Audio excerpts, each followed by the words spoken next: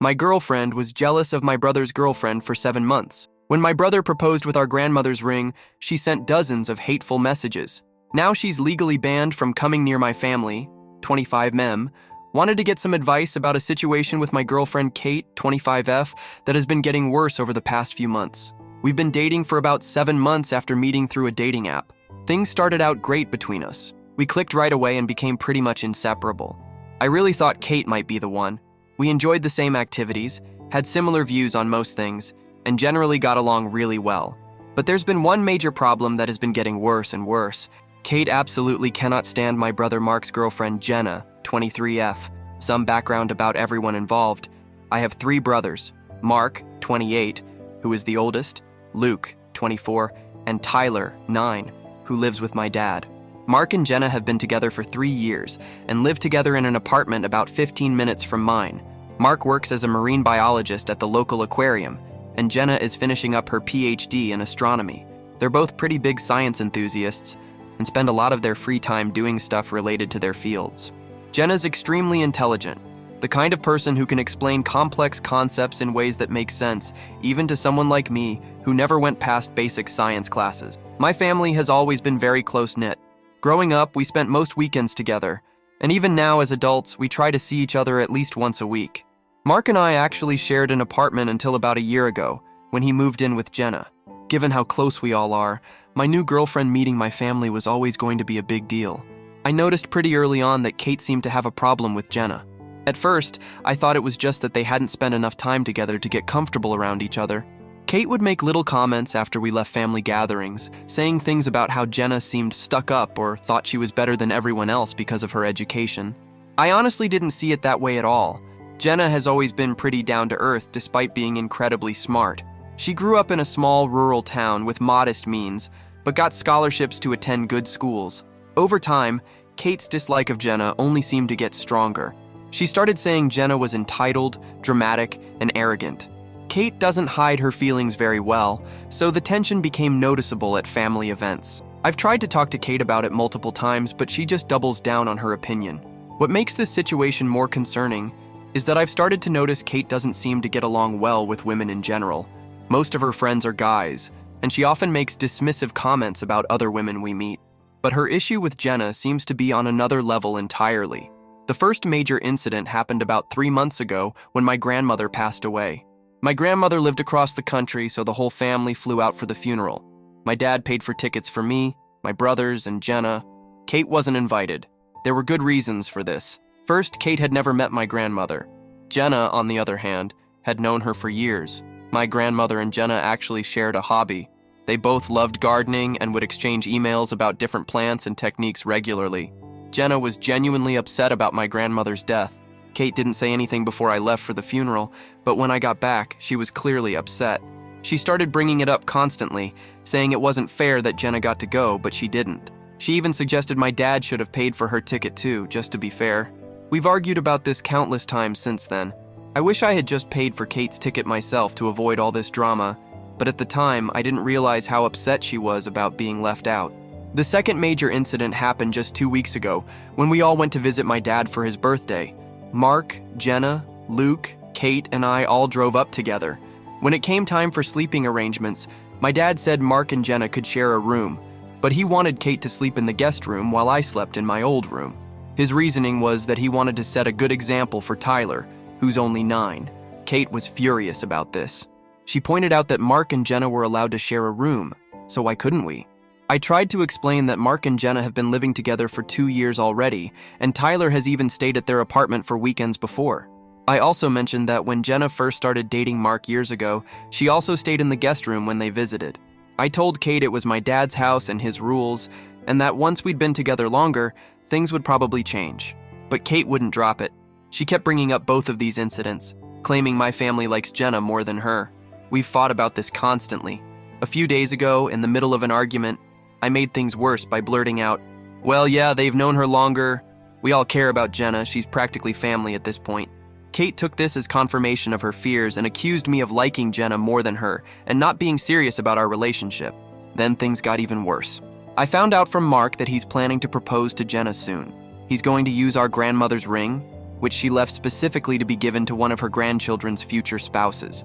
My brothers and I had already discussed this and agreed Mark should have it since he's the oldest and ready for marriage. Plus, Jenna had that special connection with our grandmother. I stupidly mentioned this to Kate, thinking she'd be happy about the news. Instead, she completely flipped out.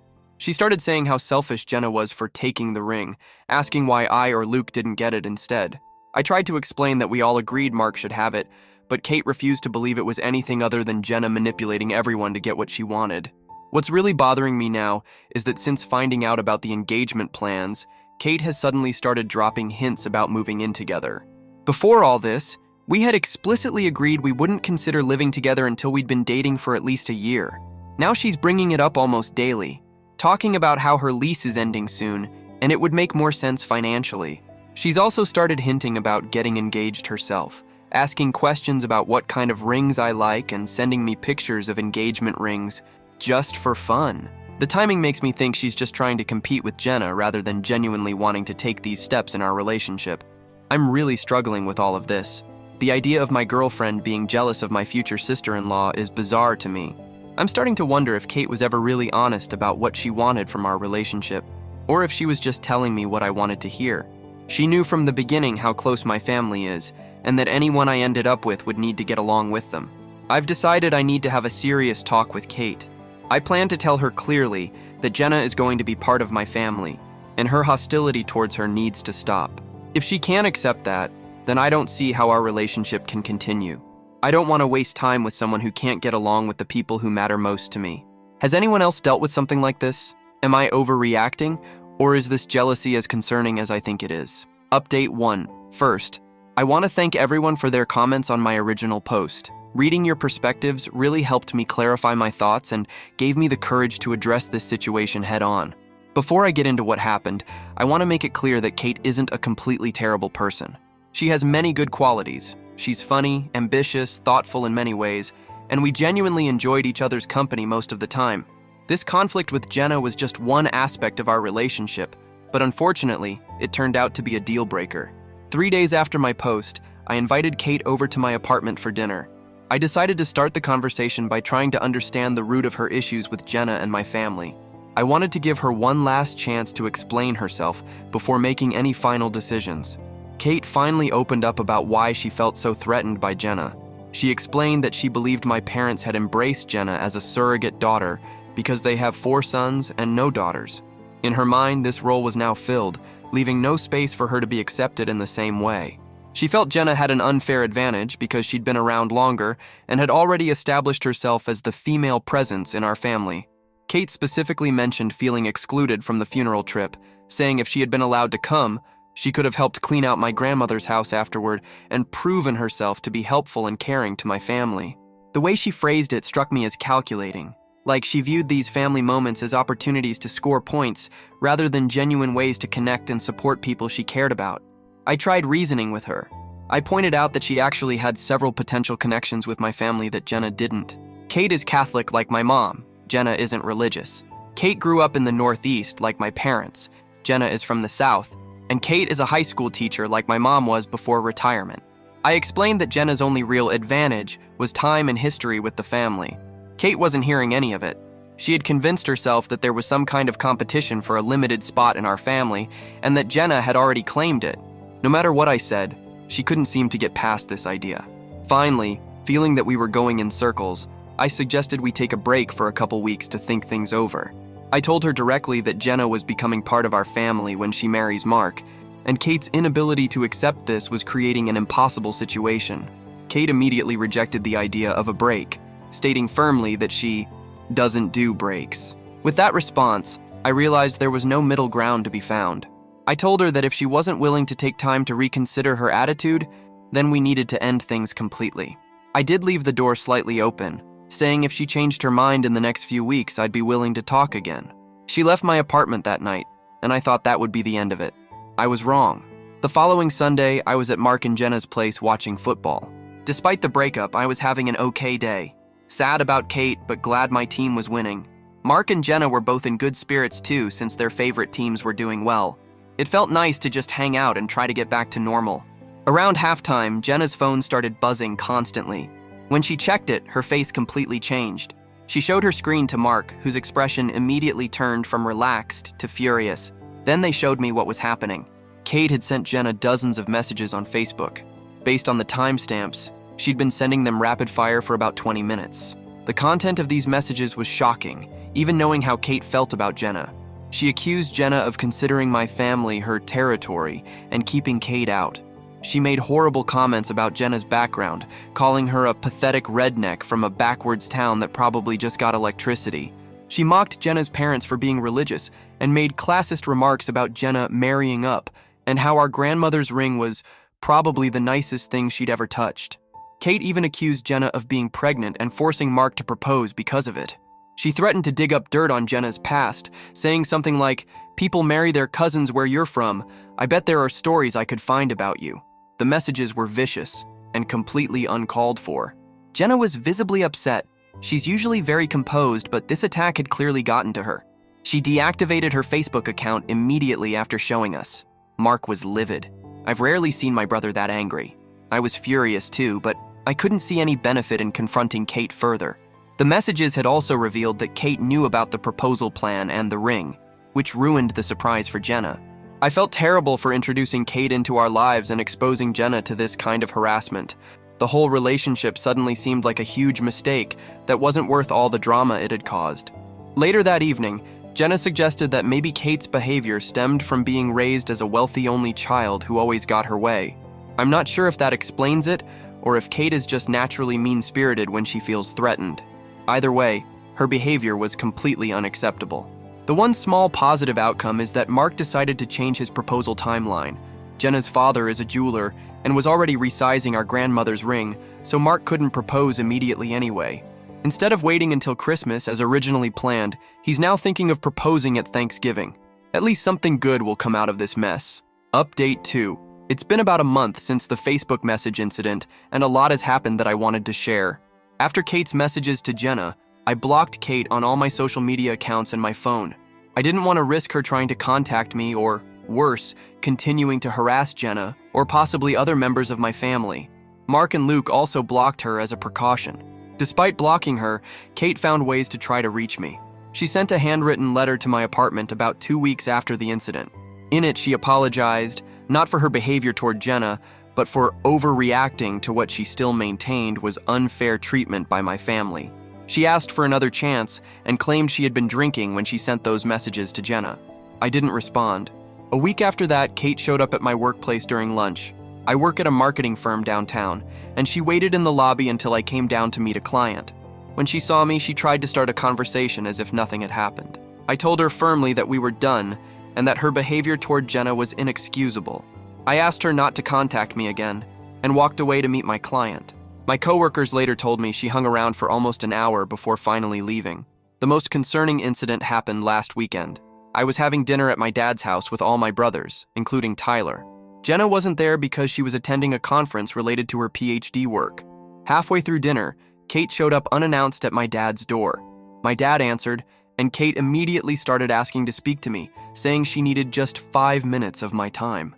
My dad, who already knew everything that had happened, told her I didn't want to speak with her and asked her to leave. Kate refused to go and started raising her voice, saying she had a right to explain herself. Mark went to the door to back up my dad, and Kate started yelling accusations about Jenna, loud enough that all of us, including 9-year-old Tyler, could hear. She claimed Jenna had turned my family against her and ruined our relationship. My dad eventually threatened to call the police if she didn't leave, which finally got her to go. Tyler was confused and upset by the whole scene. He asked why. Mark's girlfriend's name made the lady so mad. We had to explain in simple terms that sometimes adults don't get along, which was difficult since Tyler had always liked Kate during the few times they'd met. After these incidents, I decided to take more serious measures. I contacted a lawyer friend who helped me draft a cease and desist letter. The letter formally requested that Kate stop all attempts to contact me or my family members, including showing up at our homes or workplaces. It outlined the previous incidents and stated that further contact would be considered harassment. I had it delivered to her apartment by certified mail to ensure she received it. On a more positive note, Mark decided not to wait until Thanksgiving for the proposal. Last weekend, he took Jenna to the botanical gardens where they had their first date and proposed there. She said yes, of course, The ring fits perfectly after the resizing. Jenna called me right after it happened, and she sounded happier than I've heard her in weeks. They're thinking about a fall wedding next year. I'm still processing everything that happened with Kate. Looking back, there were warning signs I missed or ignored. Her competitiveness, her difficulty getting along with other women, her need to be the center of attention in every situation. I've learned some valuable lessons about what to look for in future relationships. For now, I'm focusing on work and spending time with family. Mark and Jenna have invited me over for dinner more often, and I think they're trying to make sure I don't isolate myself after everything that happened. I appreciate it, even though I've assured them I'm doing okay. Has anyone dealt with an ex who couldn't accept a breakup like this? The cease and desist letter seems to have worked so far, but I'm still a bit worried about what Kate might do next. Update 3. It's been 3 months since my last update, and I thought I'd share what's happened since then for anyone who might be interested or dealing with similar situations. The cease and desist letter seemed to work for about a month. Kate stopped trying to contact me directly, which was a relief. However, about 6 weeks ago, I discovered she had created a fake social media account and was using it to follow my brother's public accounts and those of some mutual friends we had. She wasn't interacting with any posts, just silently monitoring what was happening in my life through others' updates. A mutual friend noticed something off about the account. It had been created recently, had very few posts, and was following a specific pattern of people connected to me. He alerted me, and after looking at the profile pictures more carefully, we realized it was definitely Kate using old photos and a fake name. Around the same time, Jenna started receiving anonymous emails at her university address. The emails never directly mentioned Kate, but they contained veiled references to Jenna's relationship with my family and subtle digs about her background that matched Kate's previous insults. The emails weren't explicitly threatening, so there wasn't much that could be done legally, but it was clear to all of us who was sending them. The final straw came when Kate approached my youngest brother Tyler at his elementary school. She saw him at pickup time and started talking to him, asking questions about the family and specifically about Mark and Jenna's wedding plans. Thankfully, my dad arrived quickly and intervened before Tyler shared much information. Tyler recognized Kate and didn't think anything was wrong with talking to her, but my dad was understandably alarmed. After the incident with Tyler, we decided stronger action was necessary. My lawyer friend helped us file for a restraining order based on the pattern of harassment. We compiled all evidence, screenshots of the Facebook messages to Jenna, records of Kate showing up at my workplace and my dad's house, the suspicious social media account, the anonymous emails to Jenna, and finally the incident with Tyler. The judge granted a temporary restraining order, which was later made permanent after a hearing. Kate is now legally prohibited from contacting me, Jenna, or any member of my immediate family. She must stay at least 100 yards away from our homes, workplaces, and Tyler's school. During the hearing, Kate appeared with her own lawyer and tried to paint herself as the victim of exclusion by my family. However, the evidence of her behavior was overwhelming. The judge was particularly concerned about her approaching Tyler at school and made it very clear that any violation of the order would have serious consequences. Since the restraining order was put in place 2 months ago, things have been quiet. No more attempts at contact, no more anonymous messages, no more showing up uninvited. I'm cautiously optimistic that Kate has finally accepted the relationship is over and has moved on with her life. As for my family, we've all moved forward as well. Mark and Jenna's wedding planning is in full swing. They've set a date for next September and have already secured a venue. Jenna asked me to be one of the bridesmen in her wedding party, which I was honored to accept. She's become like a sister to me over the years, and especially after going through this ordeal together, our friendship has only grown stronger. My dad has installed security cameras at his house as a precaution, and both Mark and Jenna did the same at their apartment. It's unfortunate that we felt the need to take these measures, but it gives everyone peace of mind. I've started dating again, very casually and taking things slow. The experience with Kate taught me to be more attentive to how a potential partner interacts with my family and friends, especially other women. It's a non-negotiable for me now that anyone I date needs to understand and respect the important relationships in my life. Looking back at this whole experience, I'm grateful I recognized the problem before Kate and I moved in together or got more serious. It could have been much more complicated and painful to disentangle our lives if I had ignored the warning signs. If there's any advice I can offer from all this, it's to pay attention when someone shows animosity toward the people you care about. Those feelings rarely improve with time, and they often reveal fundamental incompatibilities that can't be overcome with love alone. Now let us move to the next story. Story 2. I exposed my sister's affair. At her baby shower, and my entire family turned against me. 1 year later, the truth came out, and now they're begging for my forgiveness. I, F35, have always had a complicated relationship with my sister Lori, F33. Growing up, we were like night and day. Lori was the perfect child, straight A's, captain of the debate team, and prom queen. I, on the other hand, was more interested in art and music, often skipping classes to hang out at the local record store. Our parents never understood my passions, constantly comparing me to Lori and wondering why I couldn't be more like her. This dynamic continued well into our adult years. Lori went on to become a successful corporate lawyer, married Randy, M34, a wealthy real estate developer, and had 2 perfect children.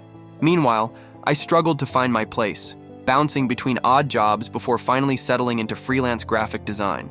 It wasn't glamorous, but it allowed me to pursue my passion for art. Despite our differences, I always tried to maintain a relationship with Lori. I attended every family gathering, helped plan her wedding, and even offered to babysit her kids when they were born. But no matter what I did, it never seemed to be enough for Lori or our parents.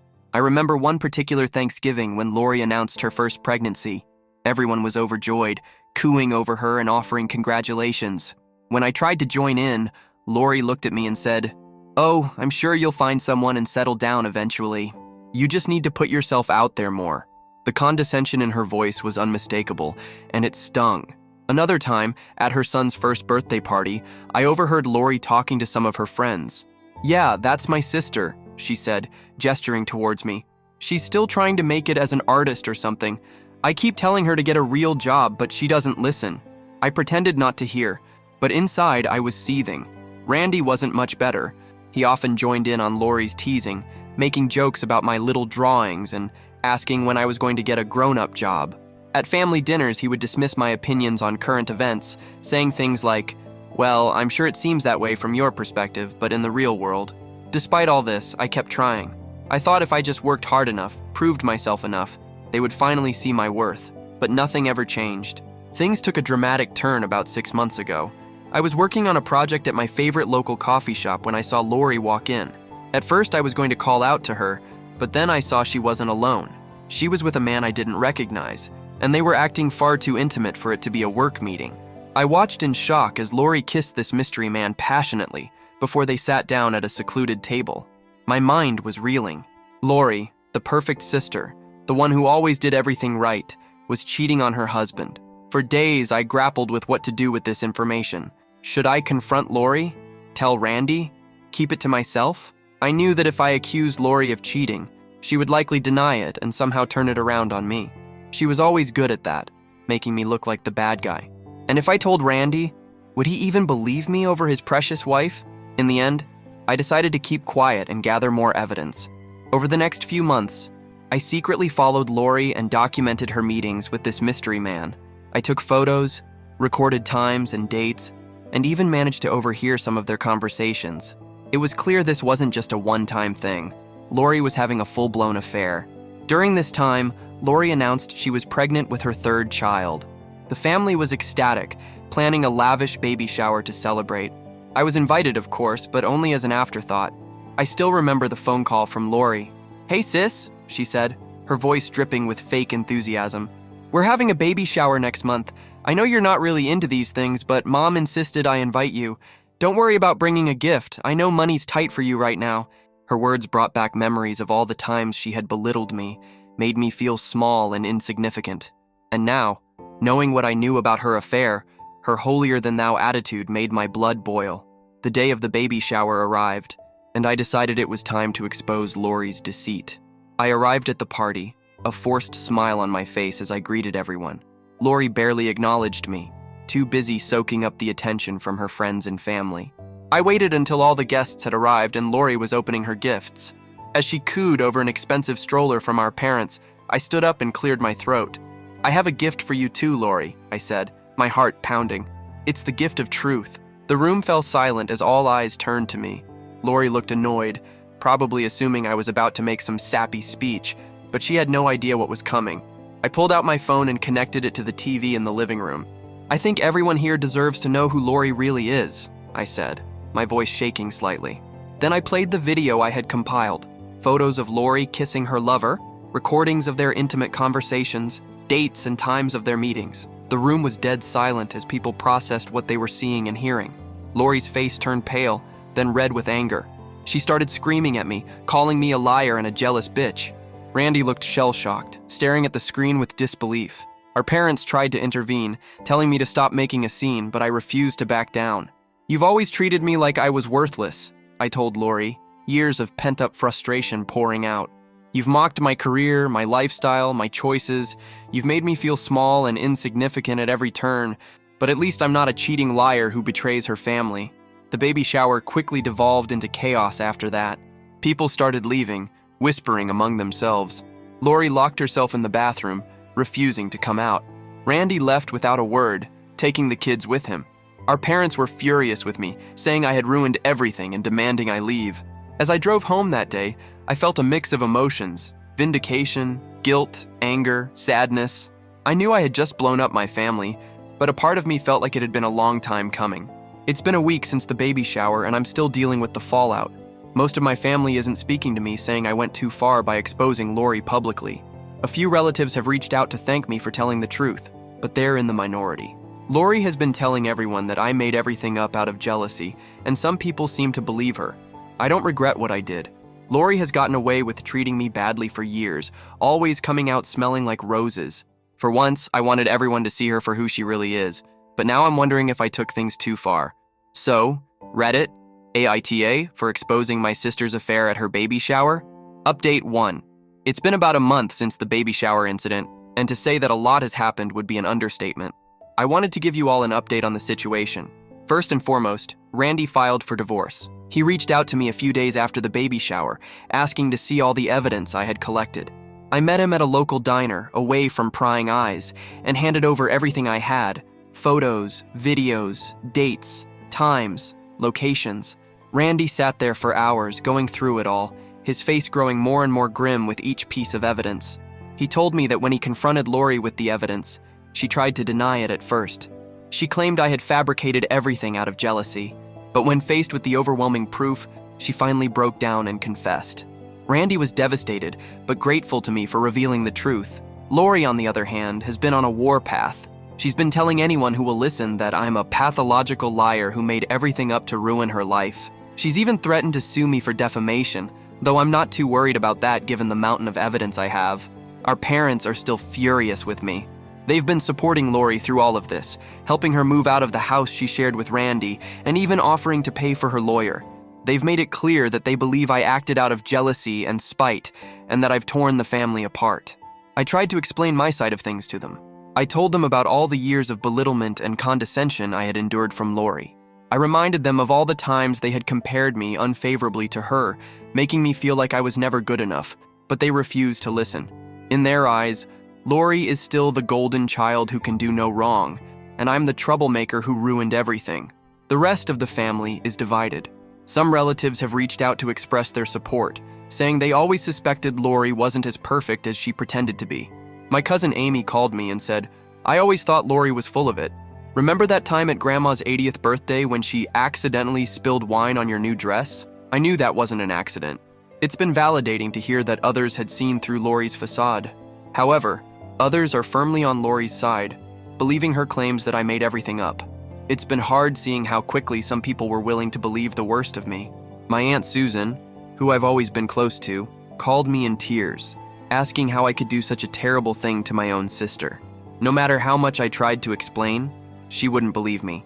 One unexpected development has been my relationship with Randy's family. His parents and siblings have been incredibly supportive, thanking me for exposing Lori's infidelity. They've even invited me to family gatherings, something Lori always forgot to do when she was married to Randy. Last weekend, I attended a barbecue at Randy's parents' house. It was strange being there without Lori, but also refreshing to be around people who appreciated me. As for Lori's pregnancy, it turns out the baby might not be Randy's. She's refusing to do a paternity test, which pretty much confirms everyone's suspicions. Randy is devastated at the thought that the child he was so excited about might not be his. He confided in me that he had always wanted a big family, and the thought that this baby isn't his is breaking his heart. I've been struggling with mixed emotions through all of this. On one hand, I feel vindicated.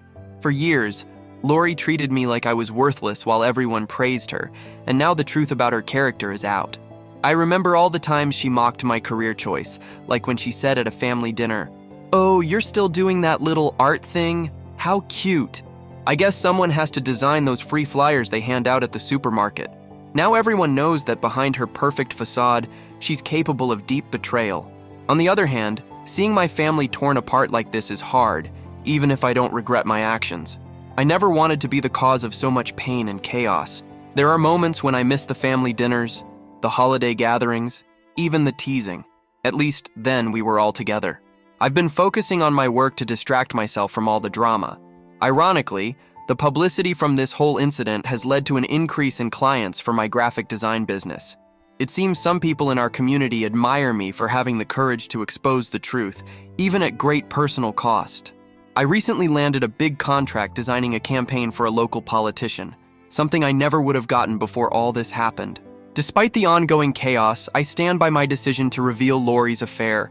The truth was bound to come out eventually, and I believe Randy and the kids deserve to know. I just hope that in time, my parents and other family members will understand why I did what I did. For now, I'm taking it one day at a time, focusing on my work and trying to navigate this new family dynamic. Update 2. It's been 6 months since my last update, and the situation has evolved in ways I never expected.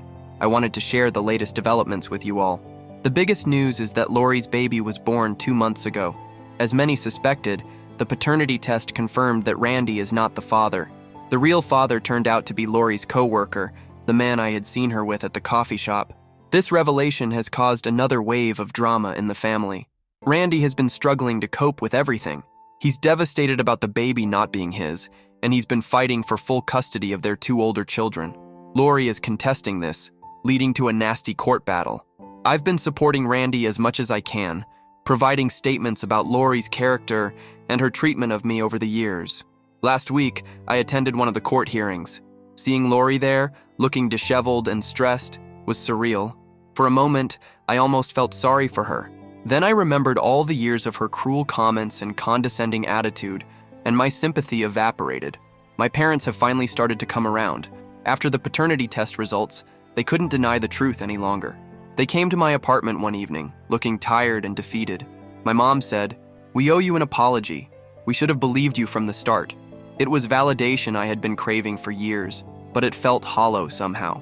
Years of favoritism towards Lori can't be erased overnight, and I'm finding it hard to forgive them for their initial reaction.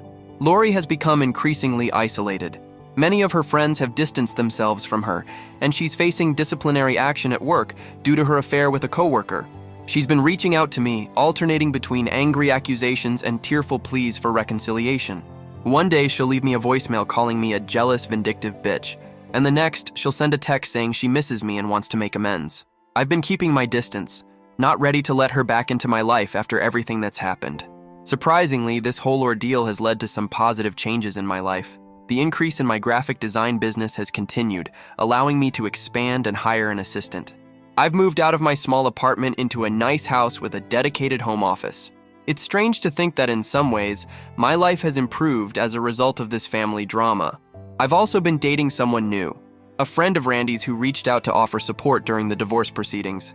It's early days, but it's nice to be with someone who knows the whole story and accepts me for who I am. The family dynamics have shifted dramatically. Relatives who once dismissed me are now seeking my company, often to gossip about Lori. It's a strange feeling being the one people turn to for information and support after years of being the family outcast. Last month, at a cousin's wedding, I found myself surrounded by relatives hanging on my every word as I shared the latest updates on the situation. Part of me enjoyed the attention, while another part felt uncomfortable with the way they seemed to be reveling in Lori's downfall. I've been in therapy to deal with all the emotional fallout from this situation. It's helping me process my feelings about Lori, our parents, and my place in the family. I'm learning to set boundaries and prioritize my own well-being, something I never felt able to do before. As for Lori's baby, it's a complicated situation. Randy wants nothing to do with the child, which is understandable. Lori's co-worker, the real father, is married with his own family and is reluctant to be involved. It's a mess, and I can't help but feel sorry for the innocent baby caught in the middle of all this. Despite all the chaos, I don't regret my actions at the baby shower. Exposing Lori's affair was difficult, but it was necessary. The truth has a way of coming out eventually, and I believe it's better that it happened now rather than years down the line. Update 3. It's been a year since my initial post, and I wanted to provide one final update on the situation. The divorce between Lori and Randy was finalized 3 months ago. Randy got primary custody of their 2 older children, with Lori having visitation rights. It was a bitter battle, but in the end, the evidence of Lori's infidelity and her subsequent behavior worked against her in court. Lori's life has taken a dramatic turn. She lost her job at the law firm due to the scandal of her affair with a coworker. She's been struggling financially and emotionally, often reaching out to family members for support. Last week, I ran into her at the grocery store. She looked tired and defeated, a far cry from the polished, confident woman she used to be. For a moment, I felt a pang of guilt, wondering if I had gone too far. But then I remembered all the years of her cruel comments and dismissive attitude, and I hardened my heart. Our parents have been helping Lori, which has caused some tension between us. They've been babysitting her baby and helping her financially. When I questioned this, my mom said, "She's still our daughter, and she needs us right now." I understand their position, but it's hard not to feel a bit resentful, remembering all the times I struggled and they told me to figure it out on my own. Randy has been doing better. He's focused on his kids and his business, and he's even started dating again recently. We've maintained a friendly relationship, and I'm glad to see him healing from all the hurt Lori caused. Last month, he invited me to his daughter's dance recital. Seeing him there, cheering her on with genuine happiness, made me feel like exposing the truth was worth it, despite all the chaos it caused. As for me, my life has changed in ways I never expected. My graphic design business has continued to thrive, and I've even been approached about teaching a course at a local community college. It's ironic. For years, Lori mocked my career choice, but now I'm the one with a stable, growing business while she's struggling to find work. My relationship with Randy's friend has grown serious, and we're talking about moving in together. It's strange to think that something positive could come out of this whole mess, but I'm cautiously optimistic about our future. My relationship with my parents is still complicated. While they've acknowledged that they were wrong about Lori and unfair to me, years of favoritism aren't easy to overcome. We're in family therapy together, trying to work through our issues and build a healthier relationship. It's a slow process, filled with uncomfortable conversations and painful revelations, but I'm hopeful that we can eventually reach a better place. Lori's baby is now 10 months old. It's a difficult situation. The child's biological father is minimally involved, and Lori is struggling as a single mother. Despite everything, I can't help but feel for my niece. I've been grappling with whether I want to have a relationship with her, knowing it's not her fault how she came into the world. Last week, I saw them at the park. The baby was giggling as Lori pushed her on the swing, and for a moment, I saw a glimpse of the sister I used to love. Looking back on everything that's happened, I still believe I made the right choice in exposing Lori's affair. It was a difficult and painful process, but it allowed the truth to come to light and gave people the opportunity to make informed decisions about their lives and relationships. This experience has taught me a lot about standing up for myself, the importance of honesty, and the complicated nature of family dynamics. While I never wanted to be the person to cause such upheaval in my family, I've come to accept that sometimes difficult actions are necessary for the truth to prevail. As I move forward, I'm focused on building a life that's true to who I am, surrounded by people who value honesty and respect. It's been a long and tumultuous journey, but I'm hopeful for what the future holds. The family gatherings are smaller now, and there's still tension in the air, but at least the relationships that remain are built on truth rather than pretense. Last week, I had dinner with Randy and the kids. As we sat around the table, laughing and sharing stories, I realized that while my actions had undoubtedly caused pain, they had also paved the way for new, more authentic connections. It's not the family I grew up with, but maybe in time, it could be something even better.